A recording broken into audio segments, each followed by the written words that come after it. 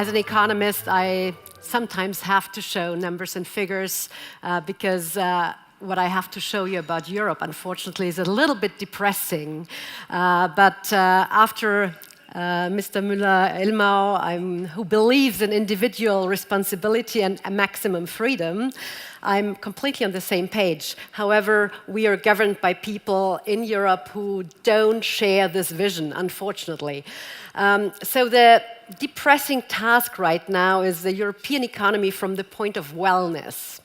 I could be very fast and just say, send our governments and the representatives quickly to detox clinics and close them up and never let them out again. This is the state of wellness in Europe. But, and if you look at the numbers that I will show you in a minute, you will see that is actually a good or plenty of opportunities for your businesses, for your industries. So the big picture right now that I will draw, the macro picture, matters for enterprises. Usually, and I'm an entrepreneur myself, I've been in family business my entire life, but I also wear the other hat of academia and macro, and that one as an economist.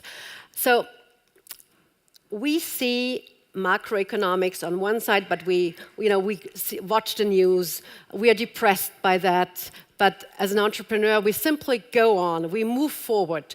We have to make our business, we have to make payroll, we have to look at the strategies, we have to look into the future, we have to be innovative.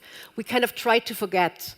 But those threats that are around, and they are risks actually that matter for our businesses, we need to look at. So we have the sovereign debt crisis in Europe, which is still not solved. We have skyrocketing costs for welfare. And by welfare in Europe, we talk about social security, pension, and health care. And as you see here, it's almost 30% in average in Western European countries. I will go into detail a little bit later, but just to give an idea, we have lack of growth, unfortunately, innovation and technology changes that businesses keep up with the pace, but unfortunately the elites, the so-called elites that govern us don't. We have the past versus the future, and this is where we stand when it comes to welfare. And we have big governments, of course, and political uncertainty. Europe, and keep in mind, the European Union is not Europe. Europe is much more. Europe is diversity, Europe is vibrant, Europe is growing, Europe is the next generation that we need to support. And as an entrepreneur, and you as business people, you all know the famous quote by Josef Alois Schumpeter, a late Austrian economist, who believes in creative destruction. So what is creative destruction? We learn from the past, create new things, and not continuing making the old solutions work again and again, overall, what we do in politics. So where do we stand at a global perspective when it comes to growth?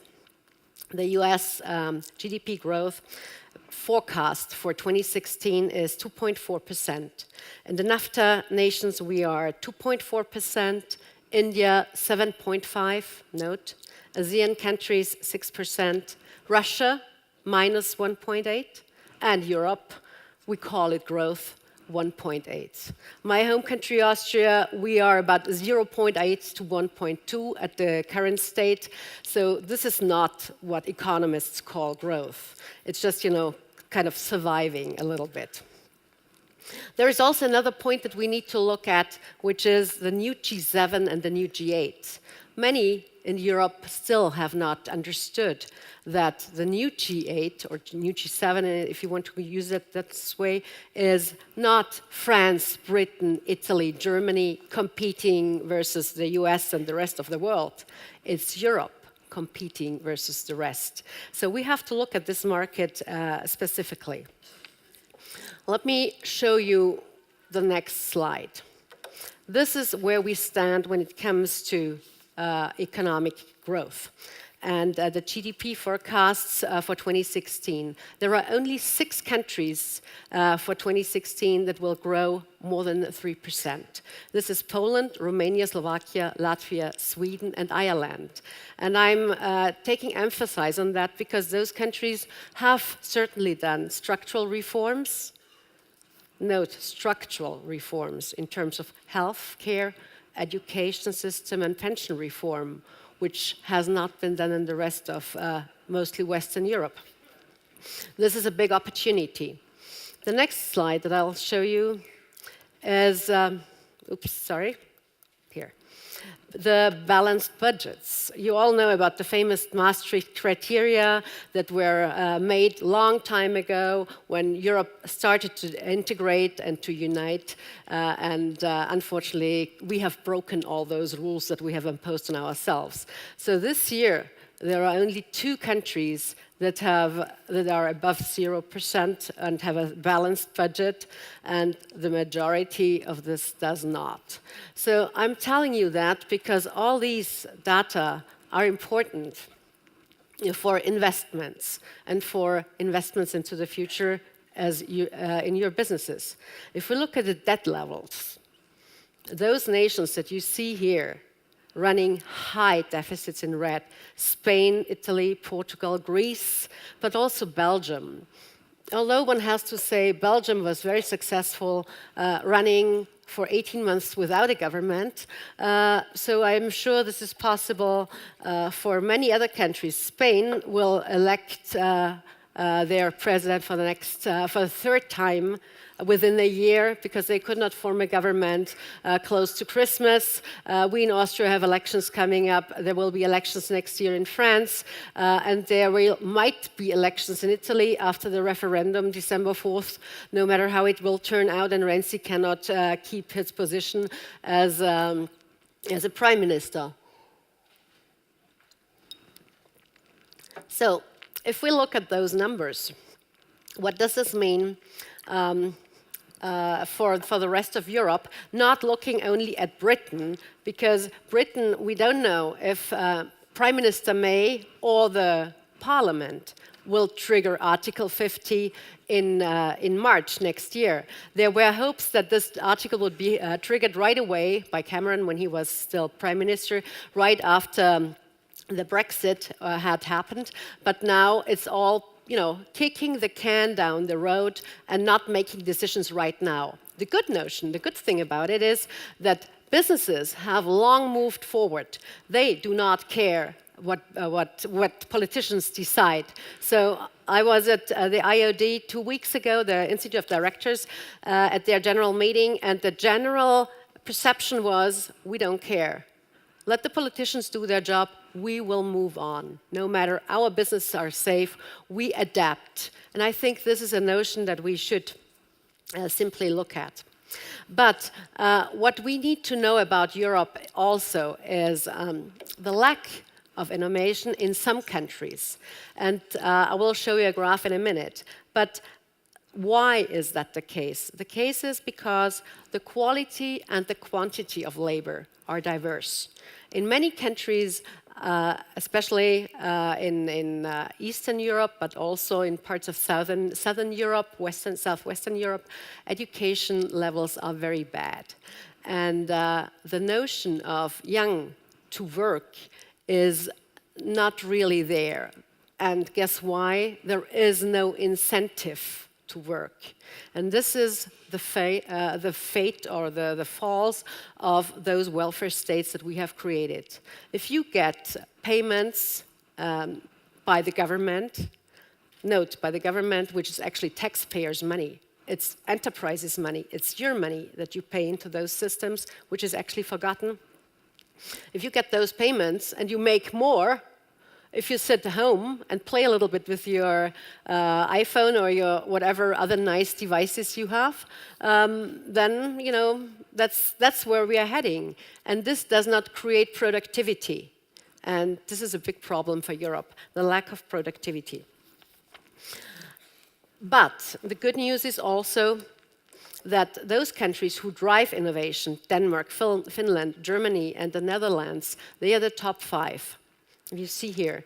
Of course, it's not all over Germany, but it's like five southern Germany. And here, research is best, also in Sweden and parts of south of Great Britain. So these are the driving parts of Europe in terms of innovation. But there is also a negative a chart here, which actually tells us all the negative aspects of Europe. The overboarding welfare states, the huge bureaucracies, the lack of incentives, the high tax rates that we face. So here, actually, the point of past versus the future is evident. And I already pointed out tax ratio, actually, costs for social security, social protection, again, including healthcare and pension system, are 30% in average. If we look quickly at one of our favorite countries, Greece, the costs for pensions are almost twice as much, or actually, than in Ireland. There are people who get pensions who don't live anymore, but it's the system, and it has worked. I'm sorry to say, this is the fact, and this is what has happened. And the current healthcare expenditures are significantly different in all over Europe. This is the costs in detail. By the way, you can have my slides, and they will be uploaded, and you can study them in detail. But we range from low-cost countries with 7 to 8% to countries which have a high of Denmark like 34.6, France 34.2, and Netherlands 33.3%.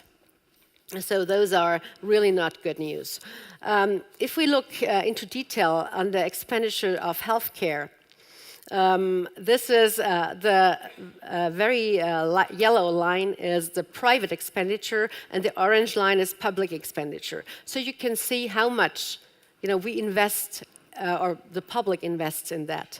And this is actually a big opportunity for your industries, because there is lack of private initiatives, lack of private solutions, and this is where we can start with the future.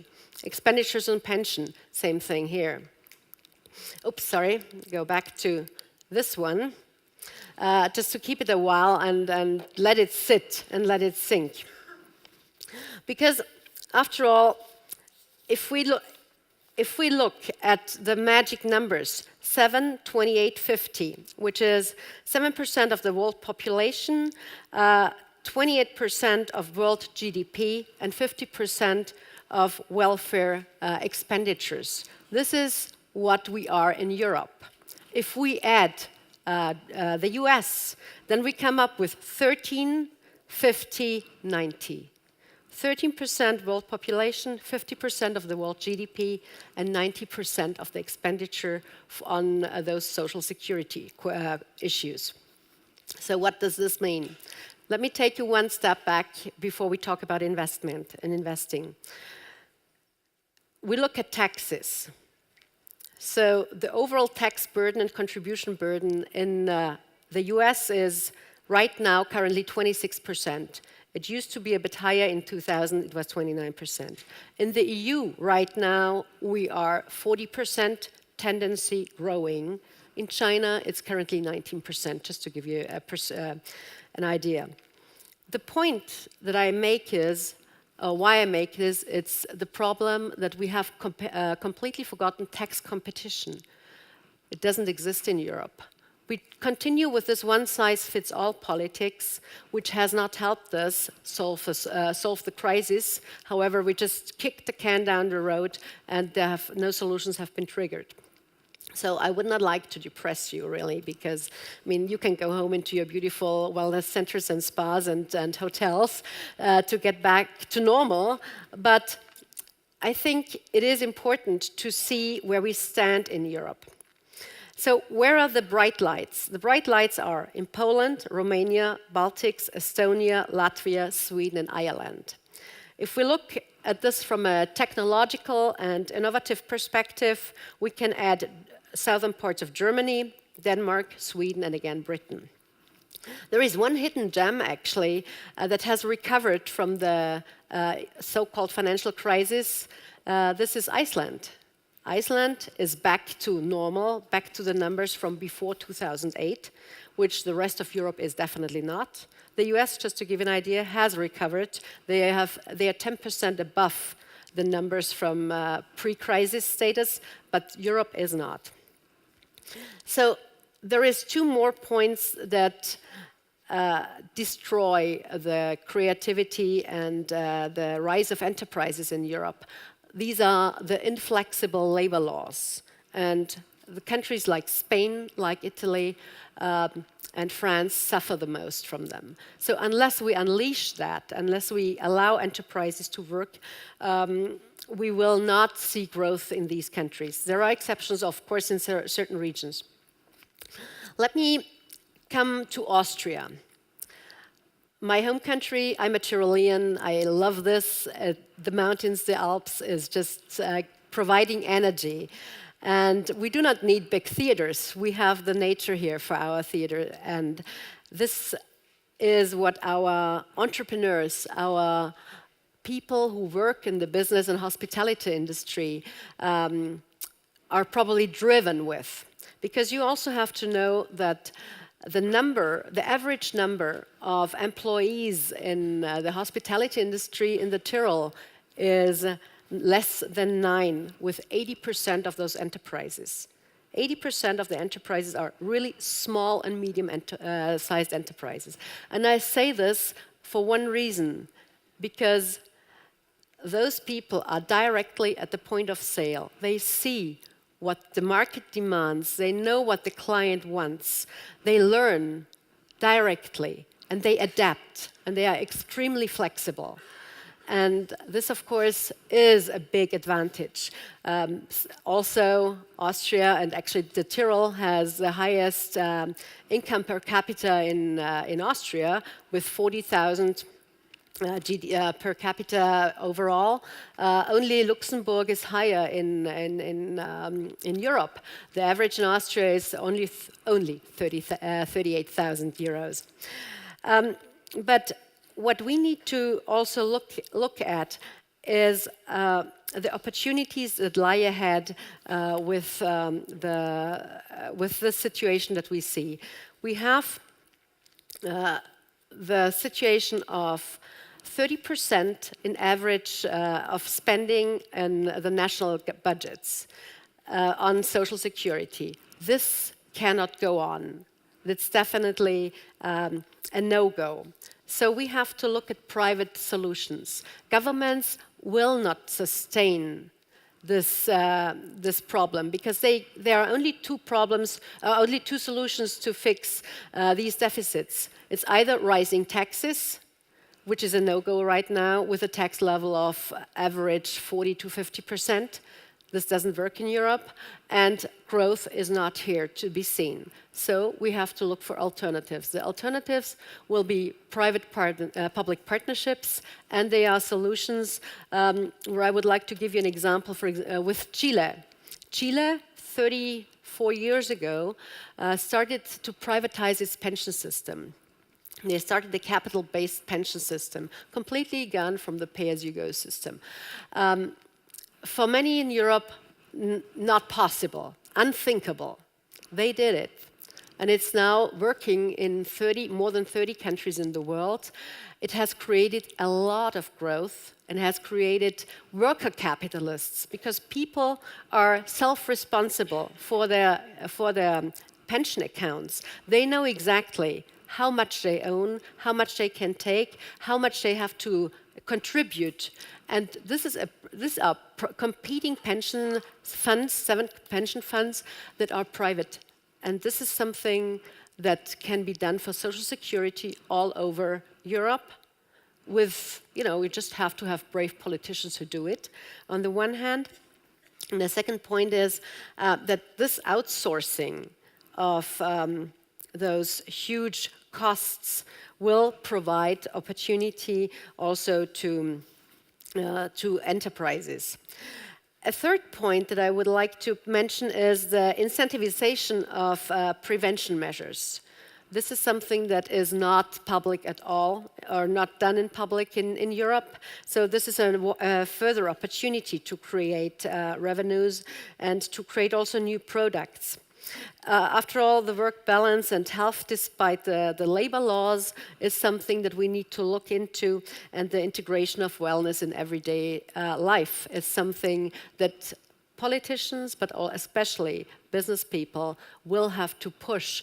And again, I think it's about the individualization. It's not the individualization of medicine, and it's the individualization of social security that we are looking at. This is a huge opportunity for the market.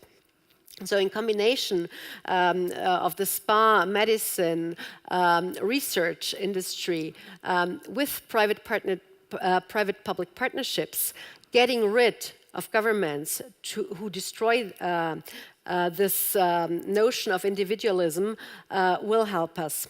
Last but not least, I would simply say growing the middle class with higher income and more opportunity to spend will help the entire industry worldwide.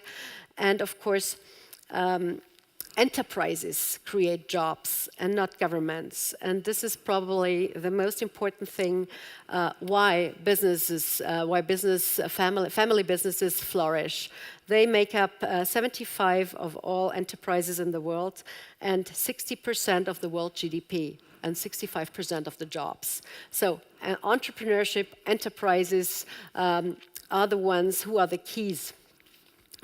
And I think we should reclaim the moral high ground of what it means to be a true entrepreneur, somebody who takes action, somebody who takes risks, who is independent, but who is in charge also for their stuff and for their people, who are true leaders. And this is something that a young industry like the wellness industry can be a leading example for the rest of the old-fashioned industries that we see in Europe. Thank you.